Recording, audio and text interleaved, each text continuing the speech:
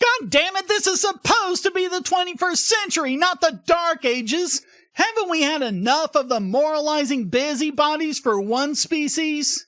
But no, with modern third-wave feminism, it's like having the Hayes office back again.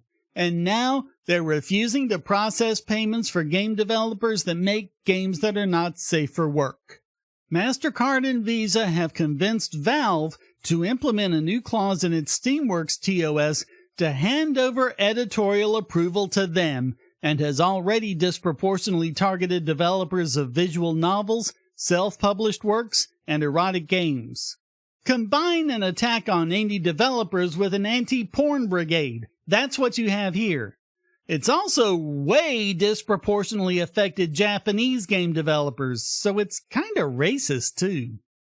The new clause forbids, quote, content that may violate the rules and standards set forth by Steam's payment processors and related card networks and banks or internet network providers, in particular, certain kinds of adult-only content.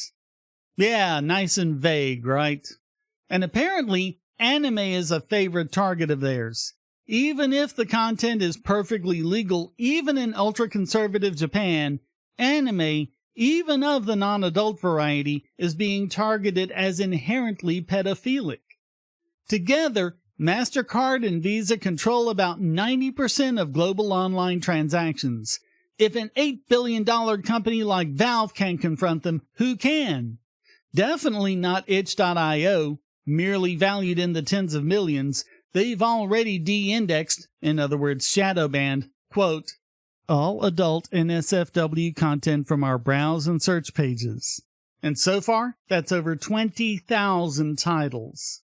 And it's due to those self-same payment processors, quote, we understand this action is sudden and disruptive, and we are truly sorry for the frustration and confusion caused by this change. Recently, we came under scrutiny from our payment processors regarding the nature of some content hosted on itch.io. Our ability to process payments is critical for every creator on our platform. To ensure that we can continue to operate and provide a marketplace for all developers, we must prioritize our relationship with our payment partners and take immediate steps towards compliance. They didn't even have time to give these creators advance notice. Mastercard and Visa have the power to cancel all transactions through their systems, which could easily make platforms like itch.io go down completely. When the bullies are that big, they much more closely resemble mobsters. And it has the same consequences we've seen so many times. Game developers are reporting that their games are being removed even though they're not selling them. They're giving away their game for free and hoping you'll just join their Patreon or something, and yet the payment processors still get them taken down, without the devs being told what rule it was the game was supposed to have broken. An Australian anti-porn group, Collective Shout, it's all in the name, isn't it, took credit for the censorship.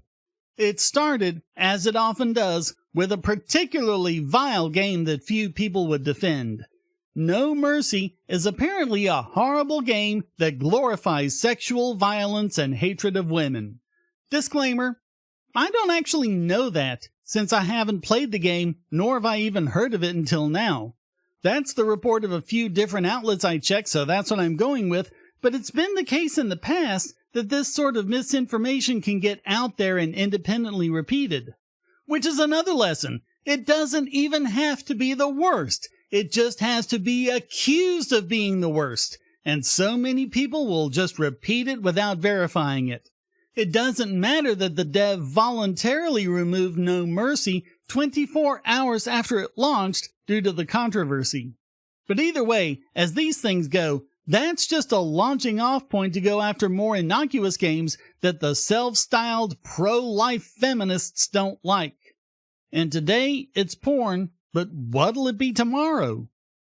The group's co-founder, Melinda Tankard Rice, said on X, all these porn-sick, brain-rotted pedo gamer fetishists so desperate to get their hands on Rape My Little Sister incest games, they're now exchanging clues on how to find them so that they don't all die overnight.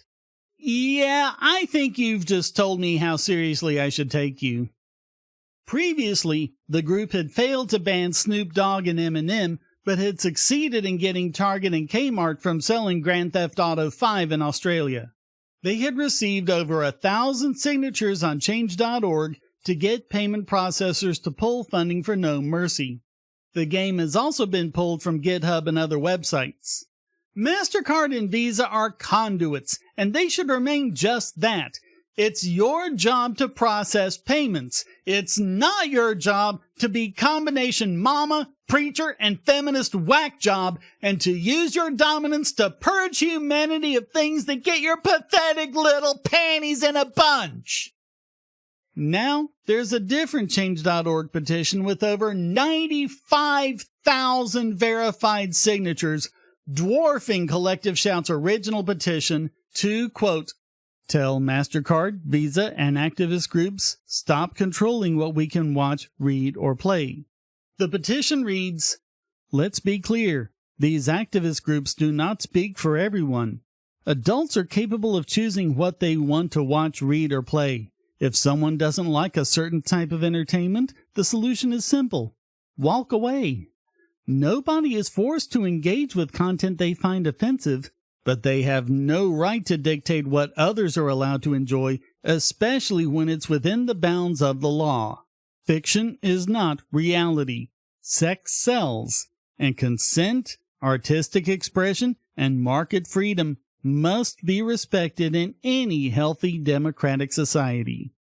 If we could please just leave the moralizing for the Dark Ages and just perform the service you've been given special dispensation by the government to do, that'd be great.